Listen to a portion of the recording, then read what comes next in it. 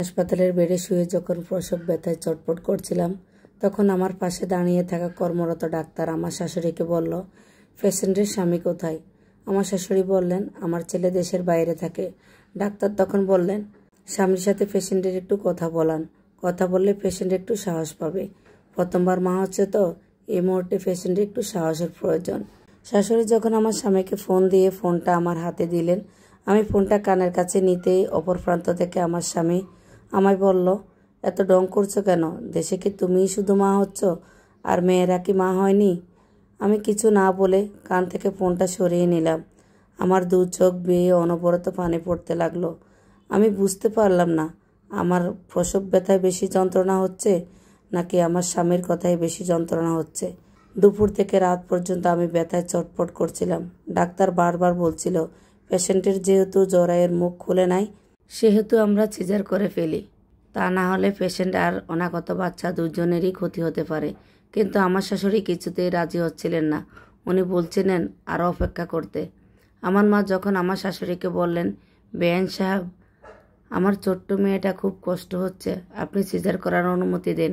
মায়ের কথা শুনে আমার শাশুড়ি মুখ বেঁংসি দিয়ে বলল, সিজার করতে যে বলছেন, জানেন সিজার করতে কত টাকা খরচ হয়? আপনারা যদি সিজার করার টাকা দিতে পারেন তাহলে সিজার করান। শাশুড়ির কথা শুনে আমার মা মাথা নিচু করে নীরব হয়ে দাঁড়িয়ে রইলেন, কারণ আমাদের পরিবারের সাধ্য ছিল না সিজারের খরচ বহন করার।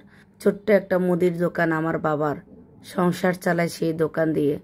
তাছাড়া আমার ছোট্ট দুইটা বোন আছে, বিয়ের বাকি। বাবা তাদের কথাও চিন্তা করতে হয়। আমি পাশে থেকে মাকে বললাম, মা, আমি যদি ব্যথায় মরেও যাই তবু আমাকে সিজার করিও না।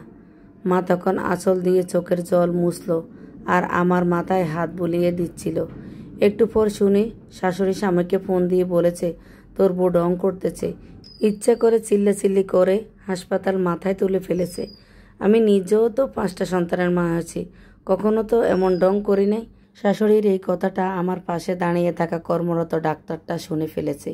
উনি আমার শাশুড়িকে ধমকের সুরে বললেন, কী সব ফালতু কথা বলছেন?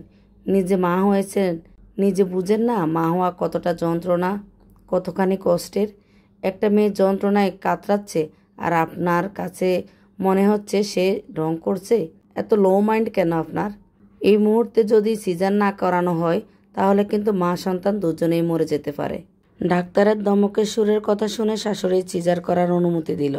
সিজার করার পরে 8 দিন হাসপাতালে ছিলাম। এই 8 দিনের মধ্যে আমার স্বামী আমার সাথে একবারের জন্য ফোনে কথা বলেনি। শাশুড়িকে ঠিকই প্রতিদিন ফোন দিত, অথচ আমার সাথে একটা বারও কথা বলতে চাইতো না। 8 দিন পর আমি যখন বাসায় আসলাম, তখন আমি নিজের ইচ্ছেই আমার স্বামীকে ফোন দিলাম। আমার স্বামী ফোন রিসিভ করে একবারও বলেনি আমি কেমন আছি কিংবা আমাদের সন্তান কেমন আছে। স্বামীর প্রথম যে কথাটা ছিল সেটা হলো, আমি বিদেশ আসার সময় তোমার কাছে 9,000 টাকা রেখে গিয়েছিলাম, সেই টাকা কিভাবে খরচ করেছ তার হিসাব দাও। আমি ফোনটা কানে রেখে আমার স্বামীর কথাগুলো শুনছিলাম আর নীরবে চোখের জল ফেলছিলাম। আমার স্বামী কখনো আমার কাছে টাকা পাঠাতো না, সব টাকা আমার শাশুড়ির কাছে পাঠাতো।